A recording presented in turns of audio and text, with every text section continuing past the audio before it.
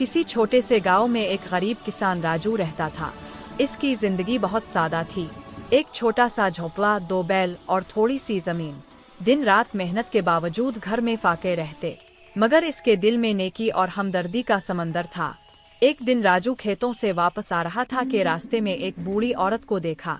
वो दरख्त के नीचे बैठी थी, कमजोर, भूखी और थकी हुई। राजू ने अपने थैले में से सूखी रोटी निकाली और मोहब्बत से कहा, माँ जी ये ले लीजिए, शायद भूख कुछ कम हो जाए। बूढ़ी औरत ने मुस्कुरा कर कहा, बेटा तुमने भूखे को खाना दिया है, الضائع نجاة.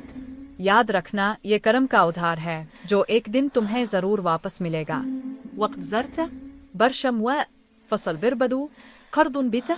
कर्जदार रोज दरवाजे पर आते और राजू बेबसी से वादा करता कि अगली फसल अच्छी हो गई तो सब अदा कर देगा, मगर किस्मत जैसे इससे नाराज थी।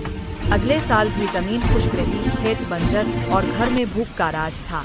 بيمرو بابيلنالي. मायूसी के आलम में राजू एक दिन दरिया के किनारे जा बैठा। आसमान सिया था, हवा में उदासी थी।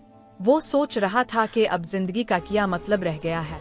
أنقر एक सफेद कपड़ों में मलबूस शख्स उतरा और पूछा, तुम राजू हो ना? राजू हैरान और बौलन जी मुर अमिशजंत। वो शख्स मुस्कुरा कर बोला, बरसों पहले तुमने मेरी माँ को खाना दिया था। वो भूखी और बीमार थी, तुम्हारी नेकी ने इसकी जान बचाई। आज मैं तुम्हारा करम लौटाने आया हूँ।